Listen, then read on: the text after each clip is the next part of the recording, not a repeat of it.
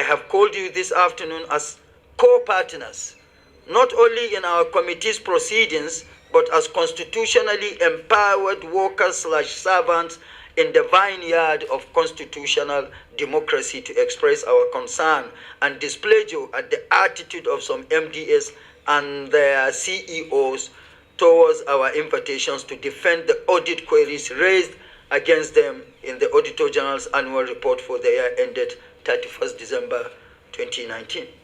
It is worthy to state that the committee commenced the consideration of the audit report in October 2023 with a view to presenting its report to the plenary. However, some agencies have willfully failed to honor invitations to defend their written responses to the audit queries as submitted to the committee secretariat.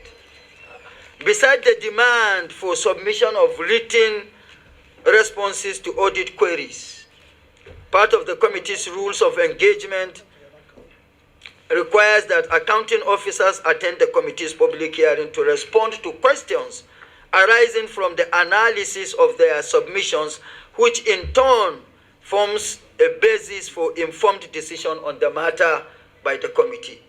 Gentlemen and ladies of the press, the desire of the Public Accounts Committee to timely discharge its constitutional and legislative functions is being delayed by the evasive and negative actions of some CEOs or accounting officers of the concerned MDAs. The committee is very displeased with the attitude of foot dragging by agencies who are by law expected to respond to parliamentary invitations and account for their actions. As stated earlier, the committee has over time extended invitations to those agencies, providing them ample opportunities to defend their queries. But for reasons best known to them, these agencies have chosen to disregard invitations. This action by the concerned MDS impacts on the committee's calendar and plan to submit its report to Senate plenary. The concerned recalcitrant agencies include but not limited to 1.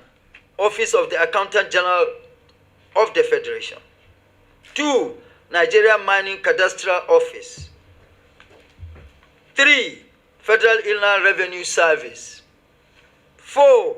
Nigerian Upstream Petroleum Regulatory Commission, former DPR. 5. Nigeria Police Force. 6. Federal Ministry of Industry, Trade and Investment. 7. FCT Internal Revenue Service. 8. Nigerian National Petroleum Company Limited. 10. Nigeria Immigration Service.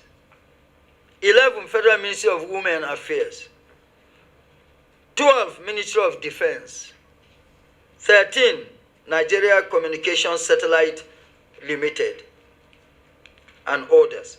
It is on this note that we as a committee have resolved that going forward, the Senate Public Accounts Committee will go ahead to consider their audit queries as contained in the Auditor General's annual report, and any MDA that henceforth fails to honor invitations to respond and present its defense, the committee will adopt the position of the auditor. Also, this resolution will be added to our rules of engagement if MDS fail to improve on their attendance to invitations. That, by extension, means the committee will do the needful as provided by the rules of engagement. Nobody in this country is over the law. I mean, nobody is above the law. And whoever you are, whatever you think you are, Nigeria makes you. So you cannot be greater than Nigeria. And this is Nigeria. The National Assembly is Nigeria. We are sitting on mandate of Nigerians to protect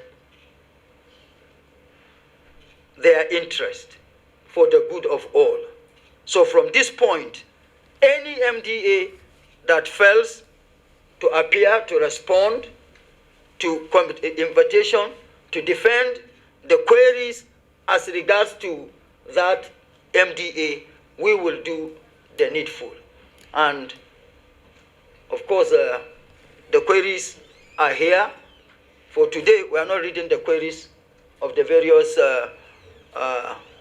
MDAs, but it is important that the public knows that this is where we are.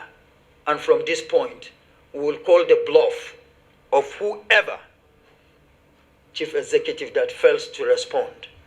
We are on this side once more, sitting on position of mandate. We are not appointees. We have the mandate of Nigerians.